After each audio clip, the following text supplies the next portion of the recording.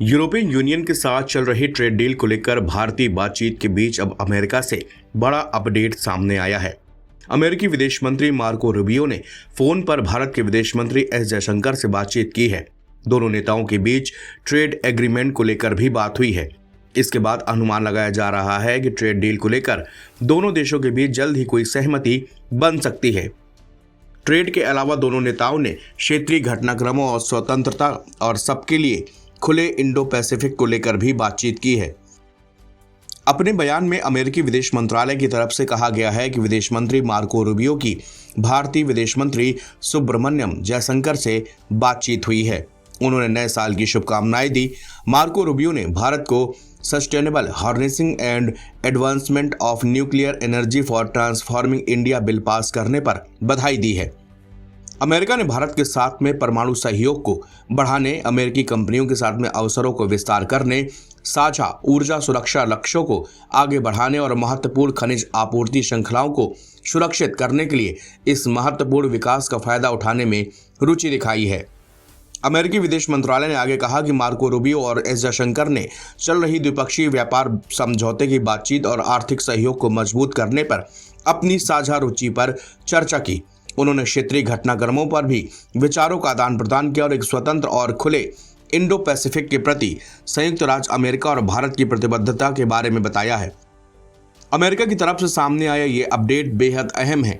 लंबे समय के बाद भारत और अमेरिका की ट्रेड डील को लेकर कुछ सकारात्मक बातचीत आगे बढ़ती हुई नजर आ रही है।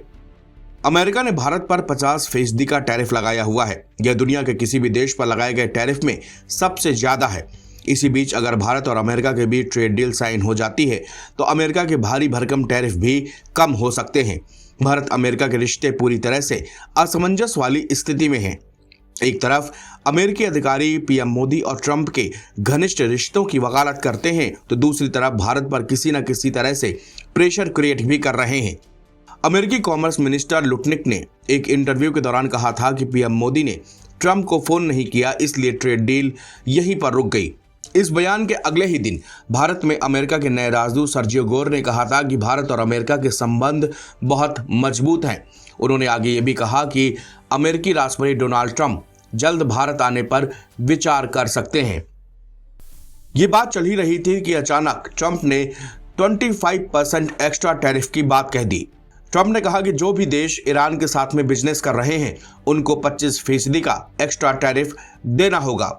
भारत और ईरान के व्यापारिक संबंध काफी मजबूत और पुराने हैं।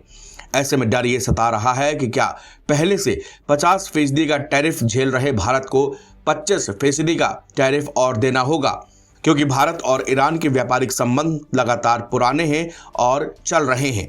इन सब बातों को अगर मिलाकर देखा जाए तो भारत और अमेरिका के संबंधों में कोई भी स्पष्टता नहीं है। एक तरफ उनके अधिकारी भारत के प्रति नरम रवैया दिखा रहे हैं तो वहीं दूसरी तरफ ट्रंप 25% एक्स्ट्रा टैरिफ का भी डर दिखा रहे हैं।